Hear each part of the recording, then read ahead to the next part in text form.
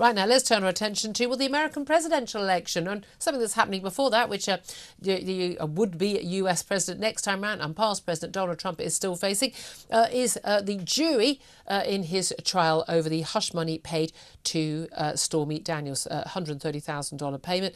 He's facing 34 counts of falsifying business documents to cover up that payment. Nothing wrong with the payment. Payment was fine. It's the documents afterwards, and claims in the court that this was actually about basically distorting the campaign for election of the presidency in 2016.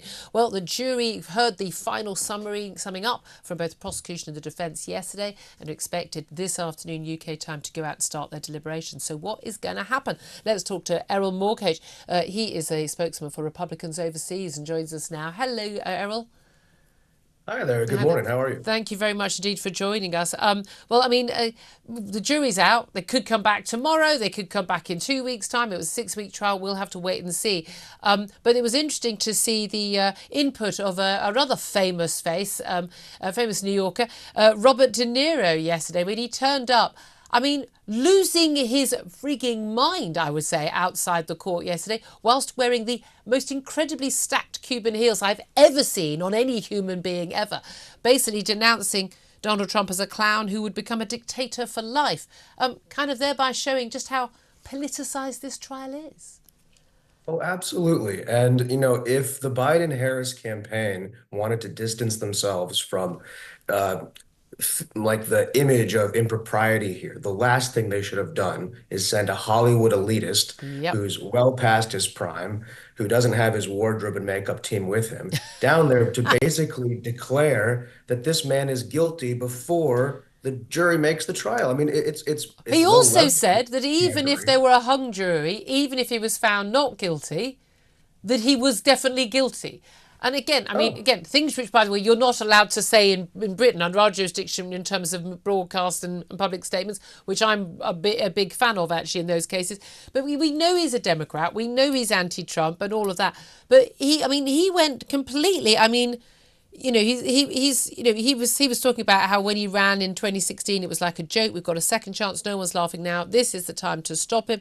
But he got very, very extreme, talking about he says about the Donald Trump wants revenge and would stop at nothing to get it. If he gets in, I can tell you right now, he will never leave.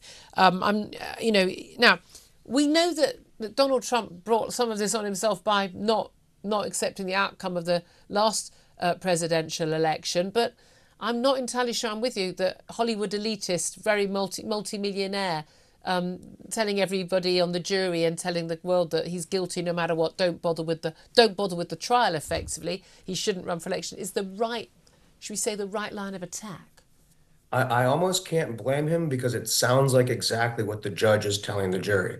Disregard the facts. Doesn't matter. And they say, by the way, Donald Trump isn't on, it's not the person or the political person on trial. It's just the man. But they very clearly politicize this, the gag orders, these types of, Oh, the ways to gag stop. orders. But no one in a trial would normally be allowed to sit there and just completely slag off both the judge, the jury, and even the judge's daughter, for goodness sake.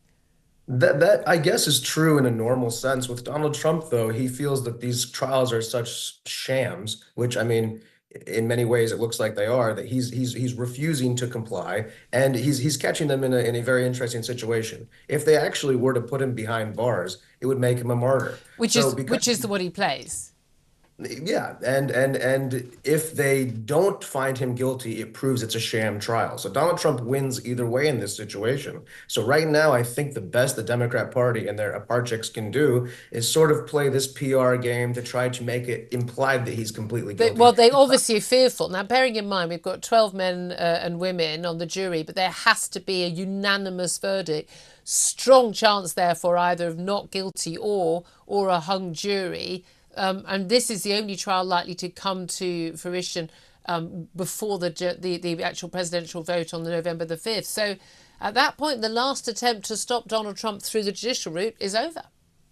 Yes, it's over and it's about to, I think, actually go against them because I don't think that the good men of New York or men and women of New York who are on this jury are going to unanimously find him guilty, even if they Yeah. don't like him. I think they're going to. That would be my best guess as well. Erol Morkoc, thank you so much for joining us from Republicans Overseas UK. Quick word from Benedict Spence. Yeah, you and I both don't think that he's going to be found guilty, and it's just I think he is guilty. Oh, but I'm not Robert De Niro. That's not the point. Yeah. But he's probably not going to be found unanimously guilty, and it's another little footnote in the grand game of things that actually.